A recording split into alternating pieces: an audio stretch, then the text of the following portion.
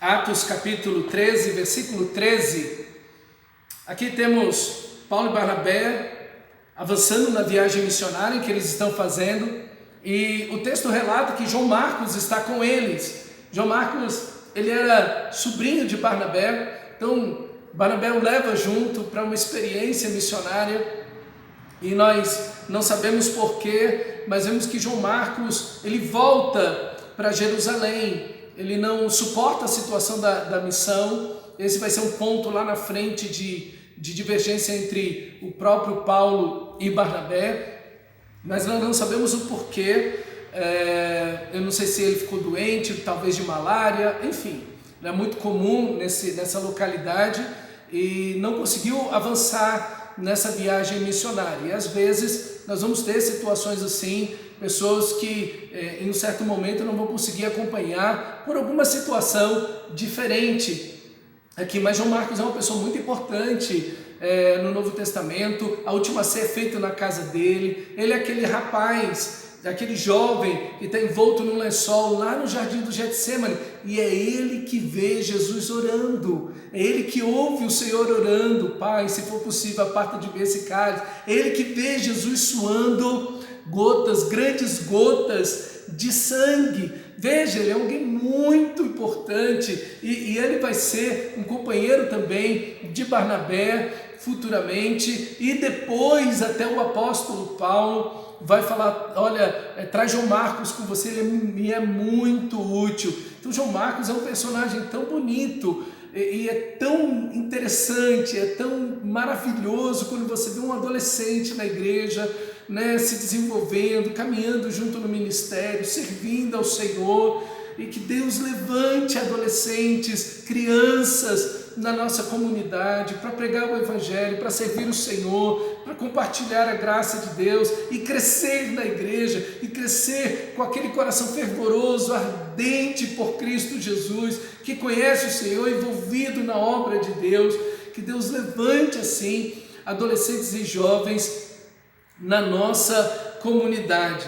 Ele vai para Jerusalém, não consegue seguir viagem, e aí Paulo então e Barnabé chegam a Antioquia de Pisídia. Não é a mesma Antioquia onde está a igreja, Antioquia de Pisídia é outro local, e lá chegando vão para uma sinagoga. A sinagoga era um lugar de reunião, de culto, de adoração, de leitura e oração, leitura da palavra de Deus. As sinagogas também eram usadas como escola para as crianças aprenderem a ler e escrever, claro, tudo dentro da Torá, do Antigo Testamento, né? Mas também era um lugar onde era um pequeno tribunal, onde pequenas causas entre os judeus e prosélitos era resolvido, alguns casos ali que se apresentassem. Então a sinagoga era um ponto muito central, muito estratégico, e lá, obviamente, como ouvindo do Antigo Testamento, havia uma certa esperança messiânica. Então Paulo e Barnabé correm direto. Por isso que você vai ver sempre no livro de Atos, Paulo e Barnabé sempre indo para as sinagogas. Você fala: gente, mas as sinagogas são os lugares onde mais resistem Paulo, onde já tem perseguição e aquela coisa toda. Por que eles sempre vão para lá? Justamente por isso, é um contexto. As pessoas estão entendendo o Antigo Testamento, ouvindo o Antigo Testamento durante toda uma vida, e agora, dentro desse contexto do Antigo Testamento e a esperança da vinda do Messias, Paulo e Barnabé conseguem trazer o Evangelho, já porque há uma esperança. E aqui tem algo importante para a gente. Quando você lê o texto sagrado aqui, do versículo 16 até o versículo 40, até o versículo 41, e depois eles vão voltar na semana seguinte para essa sinagoga, mas até o versículo 41 é uma pregação que Paulo está fazendo, né? O resumo aí de uma pregação nesse texto. E veja, Paulo vai pegar todo o Antigo Testamento ali, pontos centrais do Antigo Testamento, personagens centrais do Antigo Testamento, e vai falando para aquelas pessoas até chegar a Cristo. Paulo leva em consideração o contexto daquelas pessoas. Se você fizer uma pregação dessa hoje, aqui no nosso país, as pessoas vão ficar olhando assim, falando: mas o que esse cara está falando? Né? As pessoas não conhecem Abraão, não conhecem Davi, as pessoas não conhecem os profetas, as pessoas não conhecem nada disso. Então, uma coisa importante quando você vai pregar o Evangelho é ter em consideração as pessoas que estão ouvindo, o contexto em que essas pessoas estão vivendo, o que eles conhecem das Escrituras. Então, o nosso país é um país que conhece muito pouco da palavra de Deus, né? Então não adianta você ficar nessa de tentar falar de Davi, dos profetas e toda aquela coisa. As pessoas estão vivendo no contexto, elas têm situações, elas têm necessidades, elas têm um ponto em que elas estão vivendo dentro da história, e é justamente aí que você deve trazer o Evangelho. Leve em consideração as circunstâncias que as pessoas estão vivendo, sofrimento, lutas, doenças, fragmentação da família, divórcio, violência, consumo de droga e pornografia, desemprego, fome. Esse é o nosso contexto é esse. Em meio a esse contexto, apresente a Cristo. Use esse contexto para falar da graça, do amor de Deus. Fale para as pessoas de como Cristo vai à cruz, assumindo os nossos pecados. Ele é o sacrifício perfeito de Deus. Fale de que aquela cruz era minha, era do seu ouvinte a quem você está anunciando o Evangelho. Aquela cruz era nós somos pecadores. A recompensa, o resultado do pecado é todo esse sofrimento que nós estamos vendo, é toda essa violência que nós estamos vendo, é a fragmentação da família, a destruição da família, é a dissolução desse tecido social que nós estamos vendo. Então, tudo isso é resultado do pecado, mas Deus envia seu Filho naquela cruz para nos resgatar do pecado, para assumir. Ele tomou sobre si as nossas dores e as nossas enfermidades, os nossos pecados. Nós que estávamos separados de Deus, agora pelo seu sangue podemos nos aproximar desse Deus que não pode aceitar o nosso pecado, mas vai punir o nosso pecado em Cristo Jesus.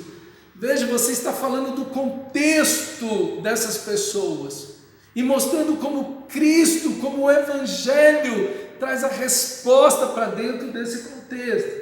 Então, você não deve estar falando de coisas e de textos bíblicos que a pessoa não vai ter compreensão do Evangelho. Vá justamente naquilo que está o coração daquela pessoa, na necessidade, no pecado, na aflição, né? E como o mal que toma o mundo, e de tantas formas e de tantas maneiras, como Cristo naquela cruz traz uma resposta maravilhosa. Paulo aqui não, ele vai discorrendo todo o Antigo Testamento, pensando passagens centrais, falando de profecias específicas, até chegar naquelas pessoas falando de Cristo. E ele está certíssimo, por quê? Porque ele é o contexto daquelas pessoas, elas entendem o Antigo Testamento, elas estão estudando, meditando no Antigo Testamento, então a cabeça delas está naquilo. A igreja precisa estar contextualizada, ela não pode diminuir o Evangelho, ela não pode açucarar o Evangelho, ela não pode diluir o Evangelho, para o Evangelho ficar mais suave. Não, a igreja tem que pregar o Evangelho como ele é. O salário do pecado é a morte, falar da condenação eterna, da vida eterna, do grande amor de Deus, da consequência imediata do pecado que nós estamos vendo na nossa sociedade e na família, mas também da consequência eterna que tem o pecado, que é a morte eterna. A igreja não pode diminuir em absoluto nada do Evangelho, mas ela deve pregar dentro desse contexto, para que o Evangelho faça sentido à vida dessa pessoa que está te ouvindo. Essa pessoa que está te ouvindo, ela precisa entender o Evangelho. E geralmente as pessoas que estão nos ouvindo tentam colocar alguma coisa, e o Apocalipse, isso, aquilo, aquele outro. Tome essa curiosidade dessa pessoa e leve à cruz. Nós pregamos a Cristo crucificado. Leve sempre as pessoas à cruz, a Cristo. Tome suas dúvidas, tome o seu contexto, tome a realidade dessas pessoas e leve-as à cruz do Calvário.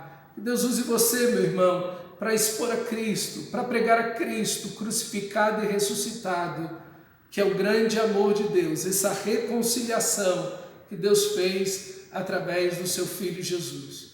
Que Deus use e multiplique essa instrumentalidade dele na sua vida para a glória dele.